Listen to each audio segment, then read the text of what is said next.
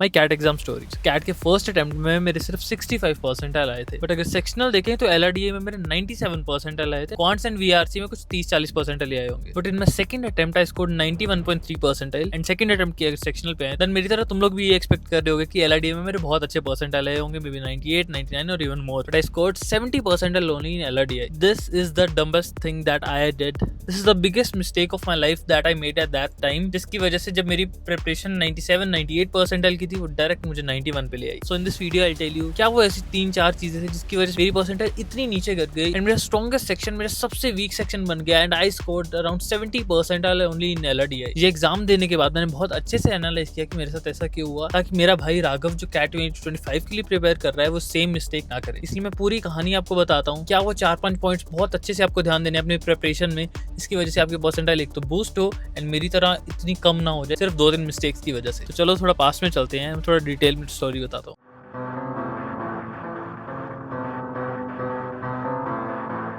तो जैसे ही मेरा फर्स्ट अटेम्प्ट हो गया, उसके बाद मैंने सोचा कि करना है नहीं करना। कैट करते करते मेरे 6 महीने निकल गए, अराउंड कुछ 5-6 महीने बचे थे कैट जब आई स्टार्टेड में प्रिपरेशन सेकंड टाइम। तो इस टाइम मुझे ऐसा था, मुझे अच्छे से अपनी एक स्ट्रैटेजी बनानी है कि VARC और क्वांट्स मेरा काफी गंदा गया था। मैंने सोचा था कि VARC में मैं बहुत ज्यादा अच्छा नहीं कर पा रहा हूँ, तो मुझे बस VARC में मेरी सेक्शनल कट ऑफ क्लियर करानी है। मुझे कैसे भी करके 70-75 परसेंटाइल लानी है, बस वही मेरा टारगेट रहेगा और उसमें मैं एक्यूरेसी अपनी हाई रखूंगा। क्वांट्स के लिए मैंने बनाया है, क्वांट्स में मैं तो शुरू से भी अच्छा रहा हूँ, तो मैं अरिथमेटिक बहुत अच्छे से करूंगा। ऐसे 2-3 टॉपिक्स उठाऊंगा और उसमें भी बहुत अच्छे से परफॉर्म करूंगा। एक स्मार्ट स्टूडेंट क्या करेगा, LRDA जिसका स्ट्रॉन्ग है उसको और स्ट्रॉन्ग बनाएगा, ट्राई करेगा कि उससे और ज्यादा मार्क्स ला पाऊं। मुझे भी यही करना चाहिए था, बट मैंने क्या किया, मैं बहुत ओवर कॉन्फिडेंस में आ गया।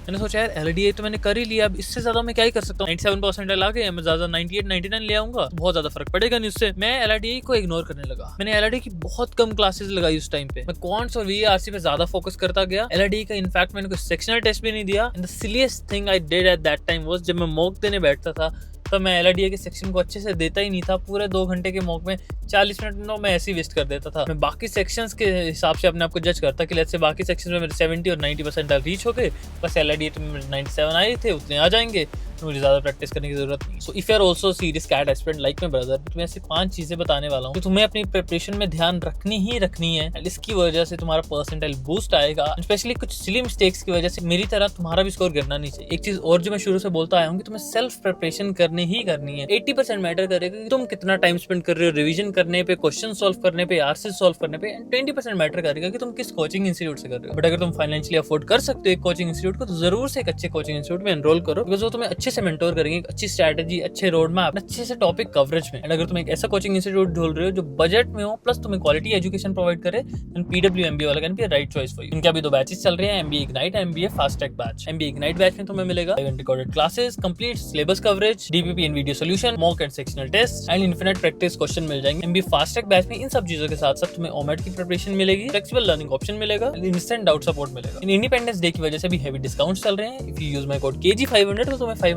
एक्स्ट्रा डिस्काउंट पे मिलेगा। इन सब के लिंक्स मैं डिस्क्रिप्शन में डाल रहा हूँ, तुम वहां से चेकआउट कर सकते हो। So number 1 is do your स्वॉट analysis. स्वॉट analysis में अपने स्ट्रेंथ एंड वीकनेस तुम्हें सबसे पहले जाननी है कि कौन सा सेक्शन तुम्हारा स्ट्रॉन्ग है। फॉर एग्जांपल जैसे तुम्हारा भी क्वांट्स एंड LRDA स्ट्रॉन्ग है, तो इस सेक्शन में अब तुम्हें देखते हैं कि तुम्हारे कौन से टॉपिक स्ट्रॉन्ग है, कौन से तुम्हारे वीक है। इस स्वॉट एनालिसिस तुम्हें तीनों सेक्शंस के लिए करना है। सेक्शन वाइज भी तुम्हें रैंकिंग देनी है, सबसे स्ट्रॉन्ग कौन सा है, सेकंड नंबर पे कौन सा है, फाइनली सबसे वीकेस्ट कौन सा है। अभी तुम्हें क्या स्ट्रेटजी बनानी है कि वीक वाले को तो ऑब्वियसली प्रायोरिटी पे रखो, ऑब्वियसली उसमें तुम्हारे सबसे ज्यादा मार्क्स बढ़ सकते हैं। बट अगर एक्सट्रीम केस है मेरी तरह कि हाँ VARC है और हो ही नहीं रहा है, एटलीस्ट इस तरह स्ट्रेटजी बनाओ कि एटलीस्ट कट ऑफ तो क्लियर हो ही हो, कि ऐसा ना हो कि तुम्हारी ओवरऑल परसेंटाइल बहुत अच्छी आ जाए, 2 सेक्शंस में बहुत अच्छी आ जाए, एक की कट ऑफ ही क्लियर नहीं हो रही है। तो मिनिमम मेक श्योर करो कि तीनों में तुम्हारी कट ऑफ तो क्लियर होनी ही चाहिए। अब इसके साथ साथ जो तुम्हारा सबसे स्ट्रॉन्ग सेक्शन है, तुम्हें उसकी प्रैक्टिस करते रहनी है टाइम टू टाइम। हो सकता है उसकी फ्रीक्वेंसी थोड़ी कम कर लो, बट मेरी तरह ऐसा नहीं करने की बिल्कुल ही छोड़ दो। अब स्ट्रेटजी होगी, ये बात है second point, that is practice. तुम्हें प्रैक्टिस इसी तरह अलाइन करनी है जो हमने स्ट्रेटजी बनाई है। अब प्रैक्टिस में क्या करना है, तुम्हें मॉक्स बहुत अच्छे से देने हैं। तो मैंने मॉक्स बहुत अच्छे से नहीं दिए, जब मैं आज भी रियलाइज करता हूँ। मैं इसीलिए अपने भाई राघव को बहुत अच्छे से बताता हूँ तुझे मॉक्स बहुत सीरियसली लेने हैं।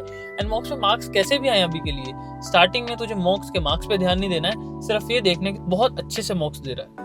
फाइनली उसको एनालिसिस बहुत अच्छे से करना है। जैसे VARC तुम्हारा स्ट्रॉन्गेस्ट है, तुम्हें देखना है कि 2 ऐसे कौन से क्वेश्चन है जो हमेशा मेरे गलत हो जा रहे हैं, मुझे उनको सही करना है। ये 2 क्वेश्चन सही करने से क्या होगा, तुम्हारे 8 मार्क्स बढ़ जाएंगे। ये 2 क्वेश्चन जो तुम्हारे गलत हो रहे हैं, -2 की नेगेटिव मार्किंग देके जा रहे हैं, बट सिर्फ 2 क्वेश्चन सही कर लोगे ये, तो ये -2 भी नहीं होंगे, प्लस 6 अलग से होंगे, यानी तुम्हारे 8 मार्क्स एक्स्ट्रा बढ़ जाने वाले हैं।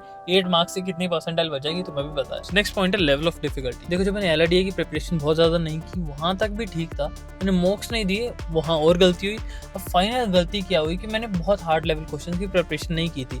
क्या था कि मैंने कैट 2020 दिया था, ये 2019 तक LRDA का लेवल ठीक रहता था, मैंने उतने लेवल के अच्छे से किए हुए थे क्वेश्चन, बट इस साल में नए के लिए मैंने कुछ प्रिपेयर ही नहीं किया, क्योंकि मैंने नए मॉक्स अच्छे से दिए ही नहीं। तो फाइनली जब मैं कैट 2020 देने गया, मेरा स्लॉट 2 था, एंड उस टाइम पे स्लॉट 2 का LRDA बहुत ही मुश्किल आया। पिछले 5-6 सालों में इतना मुश्किल कभी नहीं आया था। यहाँ सिर्फ एक सेट में मैक्सिमम 4 क्वेश्चंस होते थे, उस टाइम पे 6 क्वेश्चंस आए, एंड सबसे हार्ड स्लॉट मेरा ही आया। अगर मैंने हार्ड लेवल क्वेश्चंस की प्रिपरेशन की होती है, अगर हार्ड वाले मैंने मॉक्स दिए होते, तब मुझे पहले ही रियलाइज हो जाता कि यार मुझे प्रिपरेशन और कर लेनी चाहिए। यही एक पॉइंट की वजह से मेरी परसेंटाइल इतनी गिर गई। एक चीज और मैं हमेशा बोलता आया हूँ कि अगर तुम एक सीरियस कैट एस्पिरेंट, चाहे तुमने अभी 0 से स्टार्ट किया है या अपने बेसिक रिवाइज क्यों ना कर रहे हो, तुम्हें चाहिए clear strategy and road map. उसके लिए एक पेन एंड पेपर लो एंड अच्छे से अपना शेड्यूल लिखो, अगले तुम्हें 3-4 महीने में क्या क्या करना है, किस वीक तक आपको क्या सिलेबस कंप्लीट करना है, क्या रिवाइज करूंगा, कितने मॉक्स देने हैं। And you should target at least 30 to 40 मॉक्स right now, because तुम कितना भी सिलेबस क्यों ना कर लो, मॉक्स ही तुम्हारे मार्क्स बढ़ाने वाले हैं।